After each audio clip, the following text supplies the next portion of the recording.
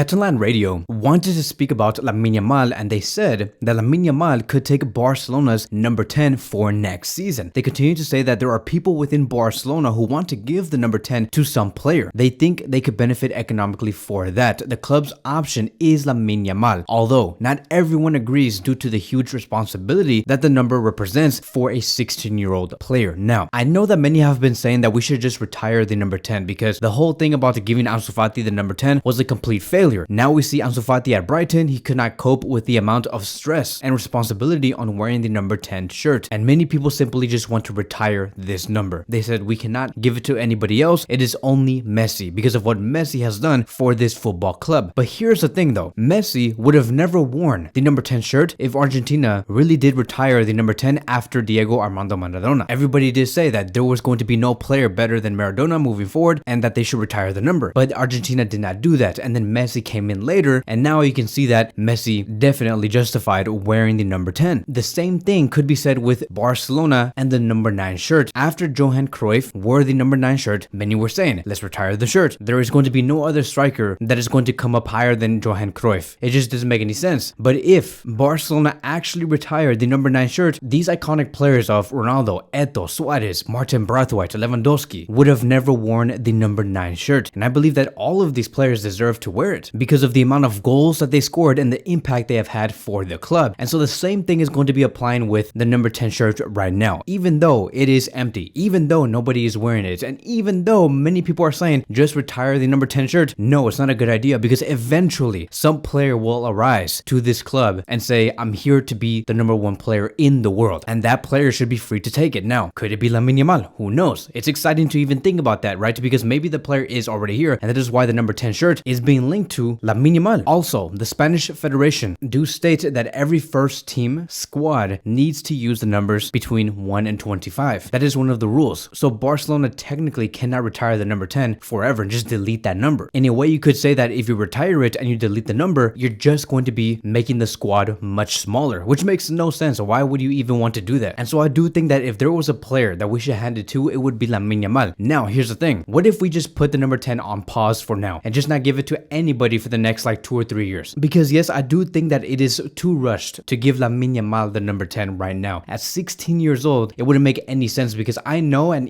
I know the player is going to be saying, I don't feel the responsibility, I don't feel the weight of this number 10 shirt. I know that the player will be saying that, but to say one thing is very different to what you actually think inside your head. And I feel like eventually it's going to get to Yamal's head and he's going to be saying, oh my God, I have the ball. Oh my God, I'm playing here. I have the number 10 shirt. I have to do something special, or else the players and the people in the audience and the media are going to be thinking a different way of me. I have to do something spectacular because usually the number 10 shirt does extraordinary things in the stadium. He's going to be thinking those type of things, and that's okay because he's 16 years old. He's young. I do believe that it is too rushed. But if you also ask me, who do you prefer to give it to out of all players, I would tell you, yes, Lamine Yamal, mainly because usually the number 10 shirt is being worn by an attacking midfielder or a forward. Lamine Yamal falls in that category because I don't see Lewandowski taking on the number 10 shirt. I don't see Rafinha either. He's not that creative attacking midfielder. I don't see Joao Felix also taking the number 10 shirt. Not Vitor Roque, not Gavi, not Pedri, Frankie, Gundogan, none of them. The number 10 shirt usually fits the player who likes to attack, score a lot of goals, and be very creative. And so as of now, yes, do I believe that Lamine Yamal is destined to wear the number 10 shirt? Of course, but in the future, I just think that right now, let's just put it on pause. Moving on towards the next conversation, and I do want to speak about what I spoke about last time. I did say that we need to take care of Cubarsí and Lamine Yamal and many of the other Spanish players that we have because it would make no sense for us to use a lot of the players that we're using right now. As a matter of fact, not even Spanish players, but from France, from the Netherlands, which is like Frankie de Jong, and other players that play for different nationalities. It would make no sense for us to give the green light to all of our players to go on and go into the summer and play the Euros or the Copa America or the Olympic Games because it is just too many games, and Barcelona do understand this and they want to make a stance. Barcelona and Real Madrid have stated that they don't want to see their players participate in any of the Euro games or the Olympic Games, which is exactly correlated to what I did say in my previous video. It has been said according to many sources that Barcelona have told the Spanish Federation they don't want their young players to participate in the Euros or the Olympic Games. I don't know if this also does involve Koundé because he's still technically very young. Also, the same thing with Araujo. But definitely they are talking about Gavi, maybe Pedri, maybe Lamine Yamal, Cubarsí, and maybe even Ansu Fati, depending on who the Spanish national team does call. It has also been stated from France that no no Real Madrid player will be allowed to play the Olympics this summer. The club has already decided this. Real Madrid have officially informed the French Football Federation that no player will be released for the Olympics this summer. And so Real Madrid are also making a stance in some way. You can tell that they don't want to send out the Tchouaméni or Camavinga. Maybe another one could be Kylian Mbappe if he does become a Real Madrid player. They're not going to want to see that player participate in a lot of games this summer. And to be honest, this is huge news because I'm tired of all of our youngsters being used a lot over the past 2 to 3 years. Like this whole thing about playing day in, day out for the whole year. The whole year. It's not even like every season. It's through the whole year. We play from January 1st all the way to December 31st. The fact that these players have to go through so many games, it's